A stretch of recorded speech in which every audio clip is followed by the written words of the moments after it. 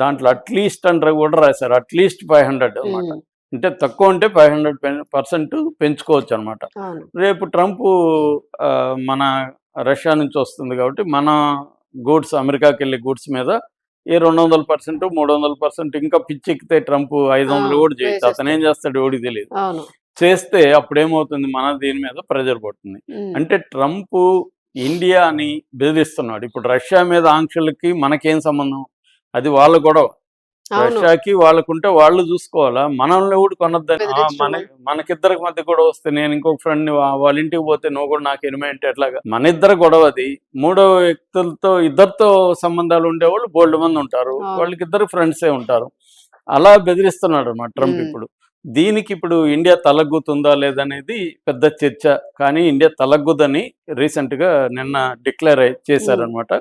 అంటే మన విదేశాంగ శాఖలో ప్రధానంగా ఉండే కార్యదర్శి ఉన్నాడు రణధీర్ జైస్వాల్, ఆయన స్పోక్స్ పర్సన్.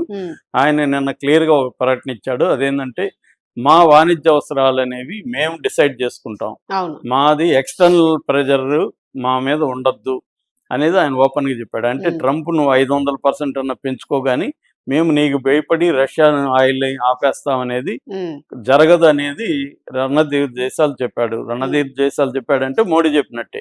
అన్నిట్లో మోడీ ప్రకటన ఉండదు. అక్కడంటే అన్ని ట్రంపే చెప్తుంటాడు కాబట్టి మనం ఈక్వల్గా ఇక్కడ కూడా మోడీనే చెప్పాలనుకోవడం కరెక్ట్ కాదు. సో ఎందుకంటే జియో పాలిటిక్స్ కానీ జియో ఎకనామిక్స్ కానీ చాలా సెన్సిటివ్గా ఉంటాయండి. జాగ్రత్తగా డీల్ చేయకపోతే ఏమాత్రం తప్పు చేసినా మనకి పెద్ద దెబ్బ తగులుతుంది. ఇప్పుడు ట్రంప్ పిచ్చుకుక్కలాగా అతను ఎగురుతున్నాడు కాబట్టి మనం కూడా అలా ఎగరాలనుకోవడం రాంగ్.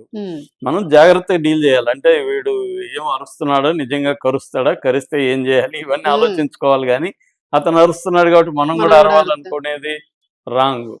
ఎందుకంటే ఏది ఏమైనా అమెరికా అనేది ఇప్పటికి కూడా డామినెంట్ కంట్రీ, నెంబర్ 1 మిలిటరీ పరంగా చూసుకుంటే ప్రపంచంలో నెంబర్ 1 కంట్రీ. అంటే వాళ్ళ బడ్జెట్ ఏ స్థాయిలో ఉంటుందంటే మిలిటరీకి, డిఫెన్స్కి నెక్స్ట్ 10 దేశాల బడ్జెట్ అంతా కలిపితే ఎంత ఉంటుందో అంత అమెరికా బడ్జెట్ పెడుతుందండి. అంత పెద్ద ఎత్తున పెడుతున్నప్పుడు వాళ్ళ శక్తి మామూలు. రెండోది, మనకి చుట్టుపక్కల దేశాలతో మంచి సంబంధాలు లేవు. పాకిస్తాన్తో, బంగ్లాదేశ్తో, నేపాల్తో, మయన్మార్తో ఇలాగ మంచి సంబంధాలు లేవు.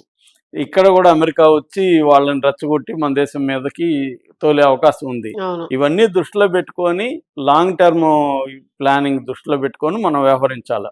మనమేమో అమెరికాకి తలగొట్టలేదు, అట్ ద సేమ్ టైం అమెరికాని బాహాటంగా కూడా ధిక్కరించట్లేదు, కానీ ఫర్మ్గా ఉంటున్నాం. సో అలాగే ఇప్పుడు రణధీర్ జైస్వాల్ పర్యటించారు. ఇది దేనికి జరిగిందంటే అమెరికా వాణిజ్య శాఖ మంత్రి హోవర్డ్ లుట్నిక్ అనే ఇతను ఈ మధ్యనే ఒక ప్రకటన ఇచ్చాడు. అదేంటంటే మేము ఆల్రెడీ ఇండోనేషియా, మేమంటే అమెరికా వాళ్ళు ఇండోనేషియాతో, ఫిలిప్పైన్స్తో, వియత్నాంతో ఒప్పందాలు చేసుకున్నాము. ఈవెన్ బ్రిటన్తో కూడా ఒప్పందాలు జరిగాయి, కానీ ఇండియాతో ఒప్పందాలు జరగలేదు. దానికి కారణం మోడీనే అనేది వాళ్ళు ఆరోపించారు. మోడీ ట్రంప్కు ఫోన్ చేయట్లేదు, మోడీ ట్రంప్కి కానీ ఫోన్ చేస్తే ఒప్పందం అయిపోతుంది అని చెప్పాడు. కానీ అది తప్పని రణధీర్ జైస్వాల్ చెప్పాడు. ఈ బిల్లు వస్తుందని తెలిసినాక మోడీ 8 సార్లు ట్రంప్కు ఫోన్ చేశాడు. మోడీకి ట్రంప్ ఫోన్ చేయలేదు అన్నది అబద్ధం. మేము ఫోన్ చేస్తూనే ఉన్నాము, కానీ ట్రంపే ముందుకు వచ్చి చేయట్లేదు, మమ్మల్ని బెదిరిస్తున్నారు, మేము ఆ బెదిరింపులకి భయపడి లొంగిపోము అనేది చెప్పాడు. ఖచ్చితంగా మోడీ ప్రభుత్వాన్ని అప్రిసియేట్ చేయాలి. అంటే ఫర్మ్గా నిలబడడం ఇంపార్టెంట్. అంటే ఏదో ఒక దేశం, మన దేశంలో ఎటువంటి నిర్ణయాలు తీసుకోవాలి, ఎవరితో ఏ వ్యాపారం చేయాలి అనేది వాళ్ళు చెప్తే మనం విన్నామనుకో, అది ఇంకా అన్నిట్లోకి ఎంటర్ అవుతుంది. దానివల్ల మనం కాన్సిక్వెన్సెస్ ఫేస్ చేస్తూ, ఎందుకంటే ఇప్పుడు అమెరికా కూడా నష్టమే. ఇప్పుడు ఫార్మాస్యూటికల్స్ ఇలాంటి వాటి మీద అమెరికా ఆధారపడింది. ఇప్పుడు అమెరికాలో ట్రంప్ మీద 1000 కేసులు నమోదైనాయి టారిఫ్స్ మీద. ఎవరు చేశారు అక్కడ? అమెరికాలో ఉండే వ్యాపారస్తులు, బిజినెస్ పీపుల్, కార్పొరేట్ సంస్థలు, వీళ్ళంతా ట్రంప్ టారిఫ్స్ కరెక్ట్ కాదని సుప్రీంకోర్టులో 1000 పిటిషన్లు వేశారు. సో ఎందుకు వేశారు? వాళ్ళకి టారిఫ్స్ పెంచడంలో వాళ్ళు కూడా నష్టపోతారు కదా. వాళ్ళు 100 రూపాయలకి అమ్మేది ఇంతకుముందు 150కి అమ్మాల్సి వస్తుంది. ఇప్పుడు ఈయన 400% వేస్తే 100 రూపాయలకి అనేది 500కి అమ్మాల్సి వస్తుంది. మరి అక్కడ డిమాండ్ పడిపోతుంది కదా, వాళ్ళు కూడా నష్టపోతారు కదా. దానికి ఈక్వలెంట్గా వేరే దగ్గర నుంచి రావు కదా ఇప్పటికిప్పుడు. కాబట్టి అమెరికాలో కూడా గందరగోళం ఉంది. ట్రంప్ పాలసీల వల్ల అమెరికాకు కూడా ఉపయోగం లేదనేది అక్కడ ఆర్థిక శాస్త్రవేత్తలు కూడా చెప్తున్నారు. కాబట్టి మనం ఏదో ట్రంప్కు బెదిరిపోయి ఇప్పటికిప్పుడు లొంగిపోవాల్సిన అవసరం లేదు. పరిస్థితులను బేరీజు వేసుకొని చూసుకోవాలి. ఇండియాలో డొమెస్టిక్ కన్జంప్షన్ పెంచుకోవాలి. అట్లాగే వివిధ దేశాలకు మన ఇంపోర్ట్స్ ని డైవర్ట్ చేయాలి. దీనివల్ల కొంత నష్టం జరుగుతుంది, జరగదని కాదు, దానికి మనం రెడీ అవ్వాలి. అంతేగాని ట్రంప్ చెప్పి బెదిరింపులకంతా భయపడుతూ ఉంటే అతను ఇంకా అనేకం చెప్తూనే ఉంటాడు.